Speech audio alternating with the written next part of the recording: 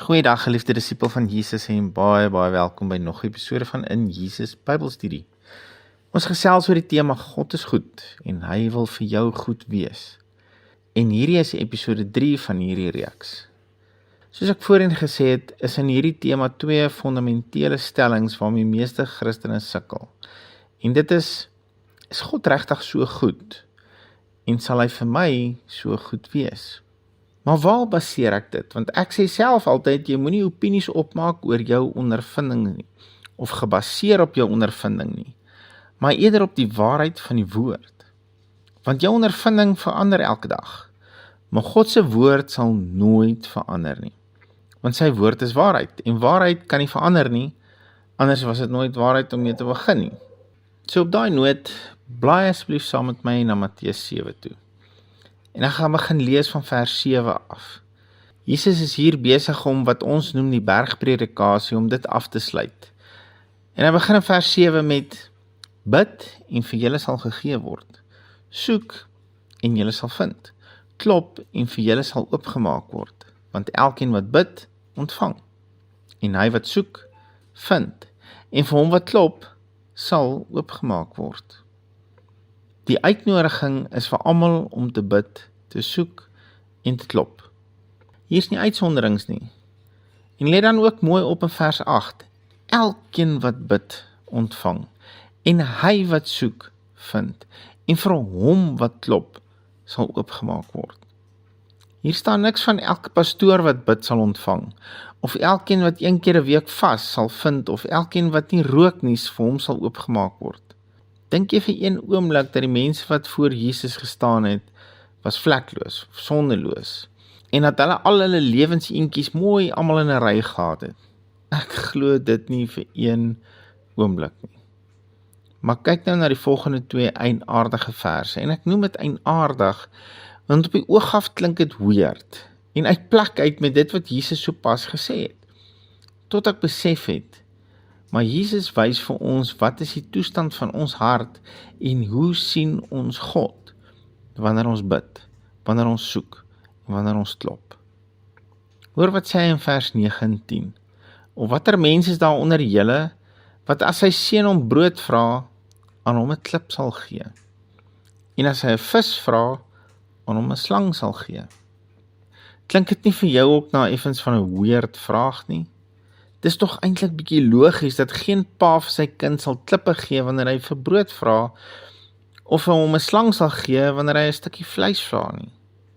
Dit het nog nooit eens in my gedagtes opgekom om so met my kinders te wees nie. Nog nooit nie. So hoekom sal Jesus so 'n opmerking maak?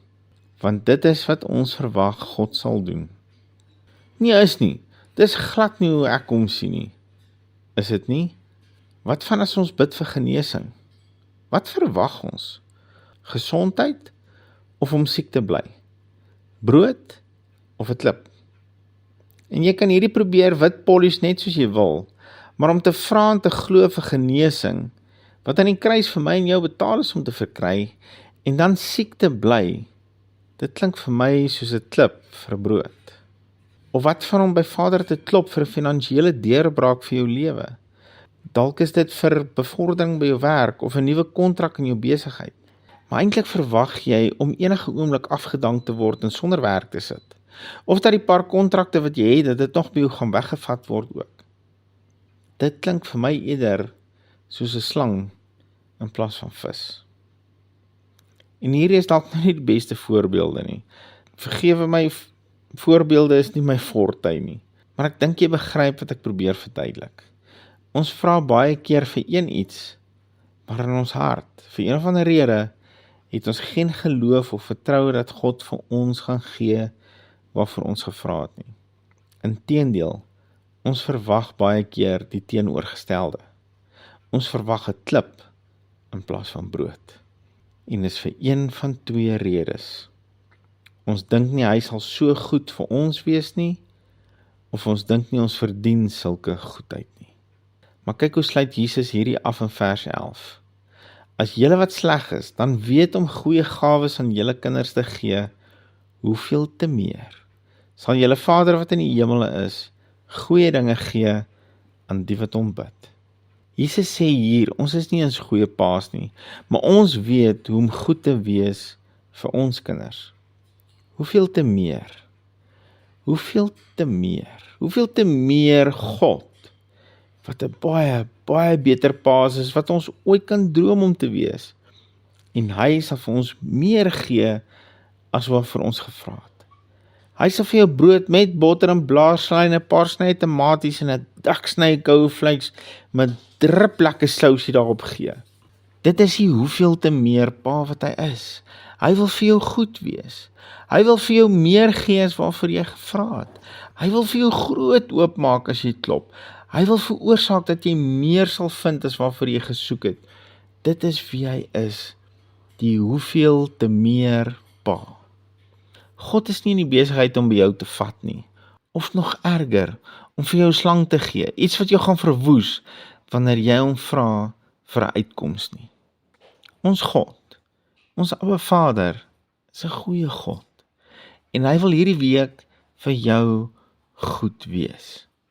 Vra hom, soek hom, klop by hom, en verwag dat hy sal brood en vis gee, meer as wat jy nodig het.